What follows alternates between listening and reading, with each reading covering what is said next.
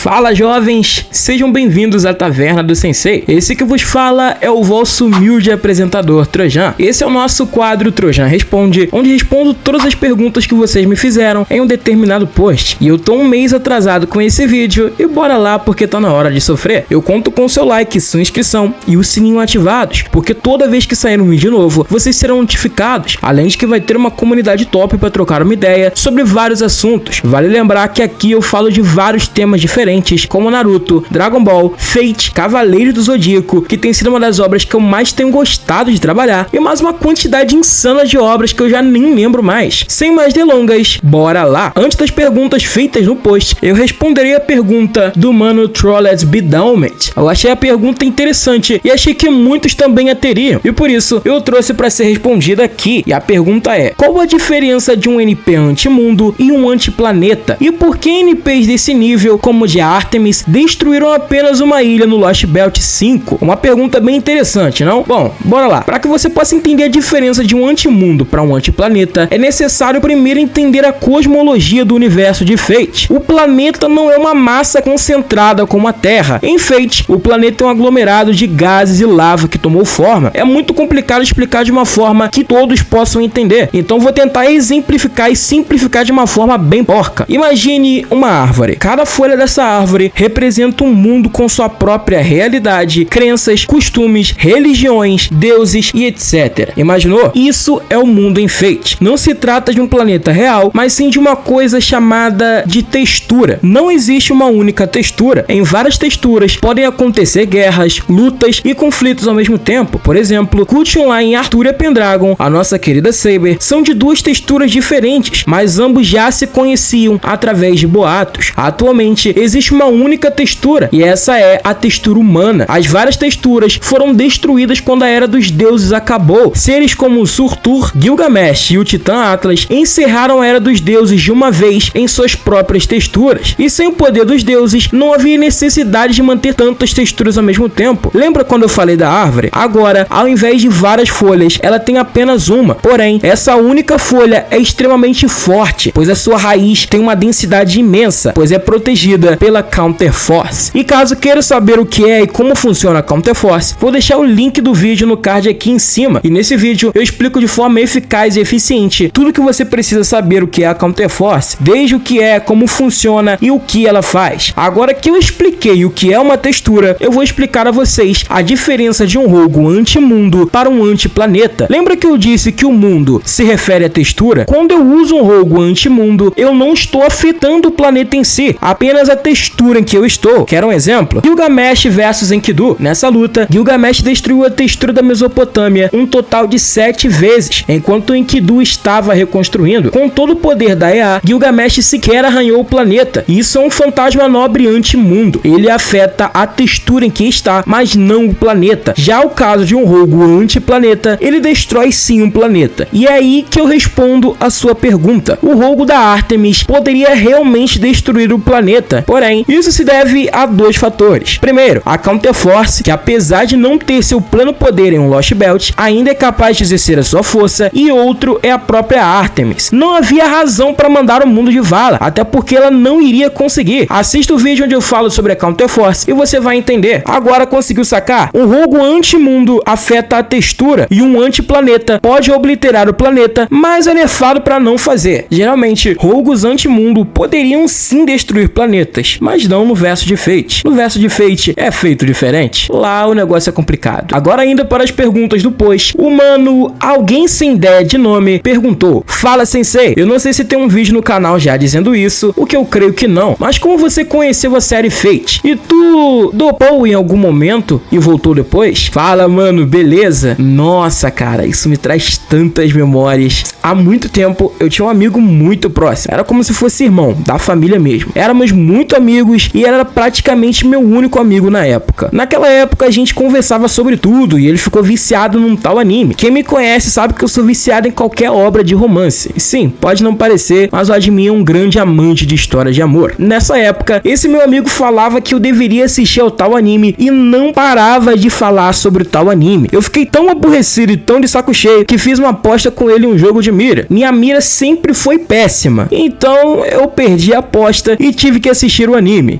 Essa época foi incrível, cara, é sério. Meu primeiro contato com Fate foi mágico. Quando eu assisti a Unlimited Blade Works pela primeira vez, eu me senti criança de novo, cara. Foi amor à primeira vista. Acabei me apaixonando pela obra e hoje eu tô aqui. Foi como se eu estivesse assistindo Dragon Ball de novo, sabe? Só que pela primeira vez na vida. É incrível. Foi uma experiência que eu não posso explicar. Agora, se em algum momento eu dropei, eu vou ser sincero com você. Antes de ler as novels, eu só assisti os animes. Quando eu decidi me aprofundar em Fate, tinha acabado de lançar o último filme da Rota Ravensfield e eu decidi maratonar tudo de uma vez pra depois ir pra partir pras visual novels. Eu tive tanto ódio do Shinji no filme que eu literalmente passei mal no dia seguinte, cara. Minha pressão foi às alturas de tanto ódio. Quando eu li a visual novel, rapaz, eu nem te conto. Eu me abalo fácil com coisas que nem aquelas. É complicada e longa, mas essa é a minha história com Fate. O mano Biako Yakuti que perguntou: fala Trojan, você acha que a Rota da Saber é a melhor entre as três? Pois já a minha opinião, ela não chega a ser melhor nem que Ravensfield e nem o Unlimited Blade Works. Fala Capitão Kutik, beleza? Assim, mano, é uma parada muito relativa. Eu pessoalmente não acho ela a melhor das três, já que eu sou fanboy da Rota Unlimited Blade Works. Quem discorda de mim não merece viver. Brincadeiras à parte. Cada rota tem a sua devida função. A Rota da Saber dá introdução ao versus de Fate e inicia a Guerra do Graal, mas é mais focado na história da Saber e do romance dela com Shirou. A Unlimited Blade Works veio para explicar os conceitos e expandir o verso. Por exemplo, é em Unlimited Blade Works que a gente conhece os fundamentos por trás das magias e os seus elementos.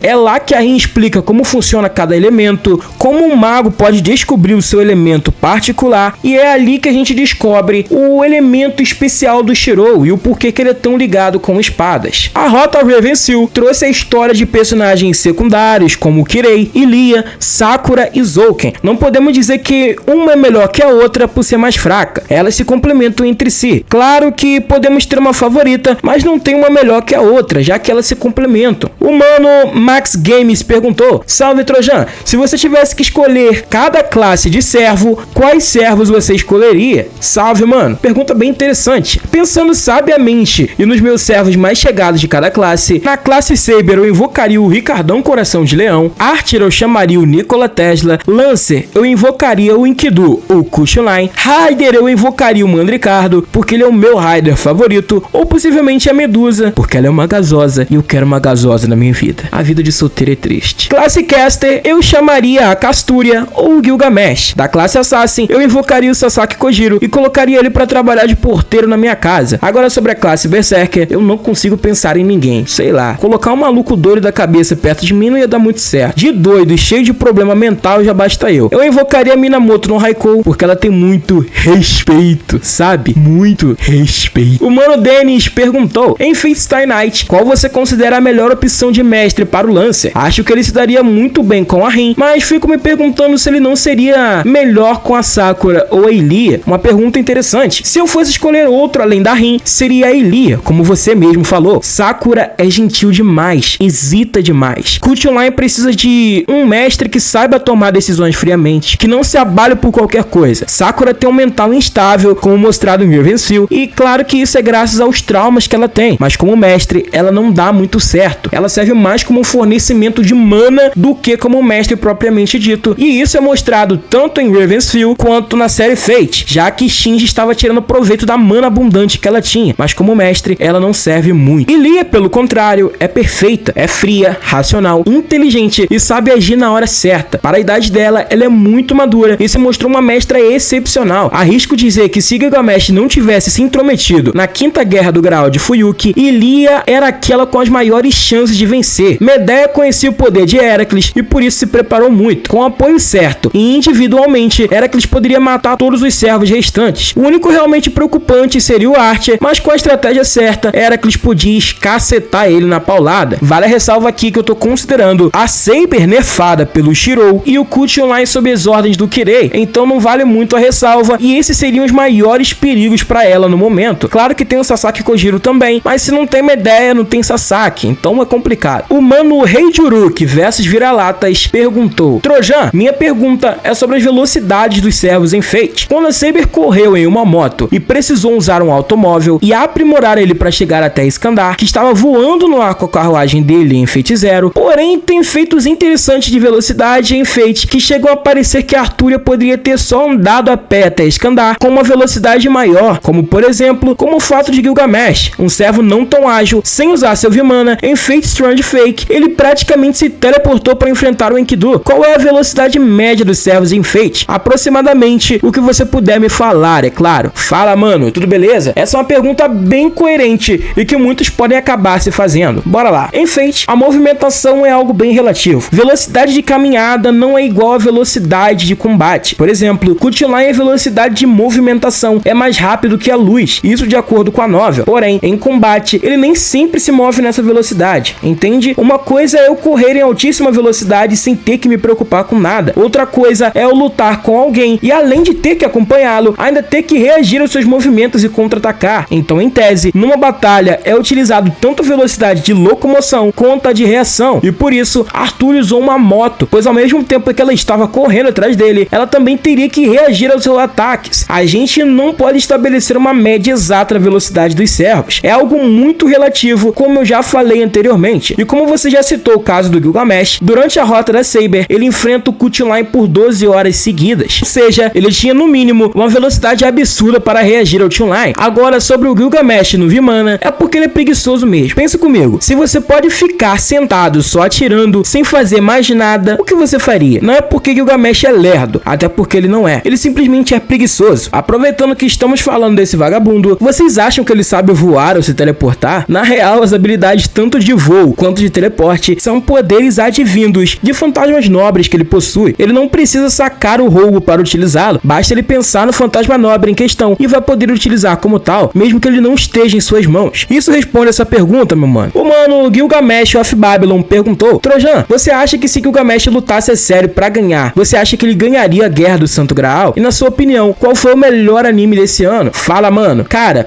sobre a sua primeira pergunta, a própria novel de Fate responde isso. Tanto em Fate Zero quanto em Stay Night, é afirmado que Gilgamesh é um servo tão poderoso que, caso queira, ele pode vencer uma Guerra do Graal em uma única noite. Ou seja, o que levaria dias ou meses para outros servos, ele pode fazer em uma única madrugada. Ele só não faz porque é vagabundo mesmo. Sobre a sua segunda pergunta, eu não sei. Na real, eu raramente acompanho os animes da temporada. Eu sou mais de ler mangás, e quando eu assisto o anime é porque eu realmente estou muito interessado. O último anime que eu assisti essa semana é Hakudai Kishi no Cavalry. Eu particularmente gostei muito, achei bem interessante, e eu tô partindo pro mangá porque eu achei bem legal mesmo. O mano Edson Fidalgo perguntou: Salve, Trojan, qual a versão mais poderosa de Shirou e qual o maior feito realizado por ele? Salve, mano, beleza? Cara, quando falamos sobre as versões mais poderosas do Shirou, fica entre Muramasa Alter Ego, que foi afirmado como capaz de mandar a Morgan Le Fay pra vala, e vale a ressalva de que na época Morgan era a Lost Belt King mais poderosa daquele momento, então ele tinha um poder absurdo. E fica também entre No Name, que durante o jogo de Fate Extra CCC conseguiu bater de frente com a BB, que tinha todo o controle da Moncel, um sistema computadorizado que podia criar milhares de dimensões e destruí-las instantaneamente. Em tese, eles estão empatados. Agora, sobre seu maior feito, Muramasa Alter Ego, se sacrificando, foi capaz de forjar a forma mais poderosa da Excalibur e enfrentou Fairy Gawain e Lancelot. O No Name empatou com a BB e conseguiu vencê-la, apesar de que teve muito roteiro pra isso. A Aline Fagundes Mota perguntou: qual é o pior anime que você já viu? Eu digo o pior no quesito de animação e história. Qual foi o pior? E quem vence em uma luta entre Yurra e Arcuade, ambos com seu poder total? Cara, reunindo ambos quesitos, eu não penso em um único anime específico, porém, dá pra separar em categorias. Em quesito animação, o anime mais horroroso que eu já vi foi toda a terceira temporada de Nanatsu no Taizai. Eu amava Nanatsu, mas eu tomei tanto nojo da animação que nunca mais assisti. Agora, em quesito história, o pior anime que eu já assisti foi School Days. Não deve ser muito conhecido por vocês, e eu espero que continue assim. Sério, não assistam essa bomba. A história desse anime me fez entrar numa crise existencial por uma semana inteira. Aquilo ali é um lixo. Foi de cair a cabeça. Quem pegou a referência? Agora, sobre Arcuade versus Yurra, o que Yurra poderia fazer contra Type Earth? Ir contra Arcuade e ir contra o próprio planeta Terra de Fate. Ela amassaria o bigodudo. O mano Kawasaki perguntou: Salve, Trojan, você poderia dizer o quão fortes seriam os personagens de Black Clover como espíritos heróicos? Principalmente o Asta e o Yuno, tipo, teorizando os status, fantasmas nobres, classes e skills. Salve, mano, beleza? Cara, no que eu pensei ficou mais ou menos assim. Asta, servo da classe Saber. Suas habilidades de classe é a resistência mágica de Rank X, que anula qualquer feitiço lançado contra ele. Suas habilidades pessoais são Até eu me tornar o Rei Mago, uma habilidade superior à continuação de batalha, onde ele ganha uma resistência extremamente alta, e cada vez que toma um golpe crítico, além de se recuperar rapidamente, ele fica cada vez mais forte. Anti-magia Rank X, uma habilidade que permite ao Asta anular todo tipo de magia que seja lançado sobre ele ou contra ele, podendo anular maldições, venenos e qualquer outro tipo de magia. Seu fantasma nobre é a União Demoníaca, um rogo anti-unidade lançado sobre ele mesmo, onde ao se fundir com Lieb, o demônio que habita em seu corpo, os poderes de Asta são altamente aumentados. Porém, o gasto de energia extremamente excessivo só permite ele usar essa técnica por 10 a 15 minutos. Agora, partindo para o próximo, temos Yuno Green Burial, servo da classe Caster. Entre suas habilidades de classe, ele tem a sua criação de território de rank A+,